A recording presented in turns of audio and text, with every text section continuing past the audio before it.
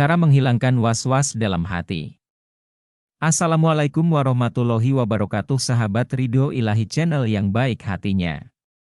Semoga semua sahabat dalam keadaan sehat walafiat, amin. Penyakit was-was adalah penyakit hati yang sangat berbahaya. Penyakit ini akan menjadikan seseorang tidak khusyuk dalam beribadah. Bahkan akan membuat malas melakukannya. Ibadahnya pun tidak akan optimal. Sebab waktunya habis untuk mengulang-ulang ibadah yang tidak perlu diulang.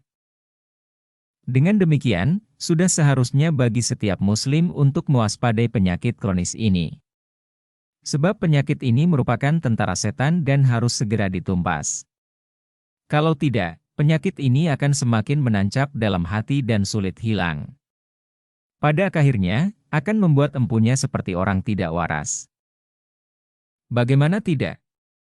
Dia membasuh wajah berulang kali, padahal basuhan yang pertama sudah sah. Dia melakukan takbiratul ihram beberapa kali, padahal takbiratul ihramnya sudah baik.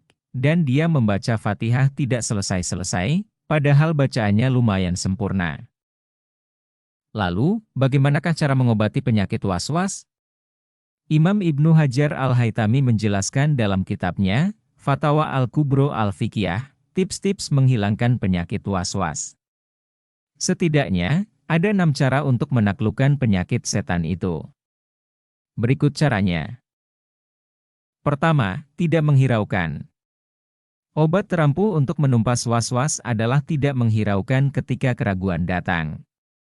Contoh, ketika melakukan takbiratul ihram, hatinya ragu sah atau tidak, maka keraguan itu tidak usah dihiraukan. Lanjutkan saja sholatnya. Yakinlah bahwa takbiratul ihramnya sah.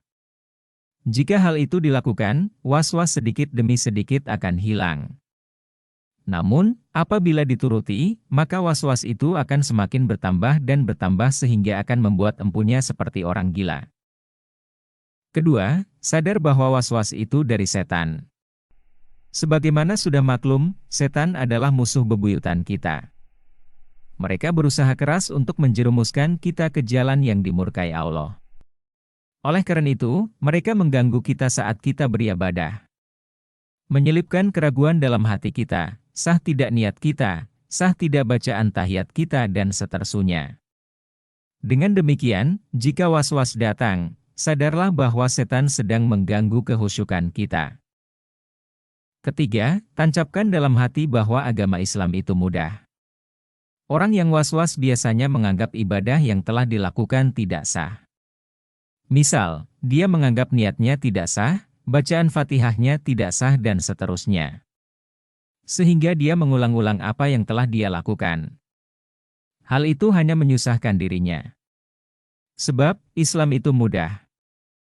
Rasulullah Shallallahu Alaihi Wasallam tidak pernah memberikan pemahaman yang sulit tentang agama Islam kepada umatnya. Keempat, belajar dengan tekun. Biasanya orang was-was disebabkan karena belum mengerti betul tentang ibadah yang dia lakukan. Sebab, orang alim dan mengerti seluk-beluk agama, dia tidak akan was-was. Oleh karena itu, bagi orang yang was-was, belajarlah agama secara berkelanjutan. Setidaknya ibadah yang diwaswasi. Misalnya ketika salat, dia was-was, maka belajarlah tentang ilmunya salat. Kelima, bacalah la ilaha illallah. Orang yang terkena penyakit was-was disunahkan memperbanyak kalimat tauhid ini. Sebab, ketika mendengar kalimat tauhid ini, setan akan lari. Keenam, membaca ta'awuz. Utsman bin Abil As pernah bercerita kepada baginda Nabi SAW bahwa setan telah mengganggu salatnya. Maka Nabi memerintahnya untuk membaca ta'awuz dan meludah ke kiri 3 kali. Resep itu pun dilakukan. Seketika, penyakit was-was itu pun hilang. Demikianlah obat was-was menurut Ibnu Hajar Al-Haytami.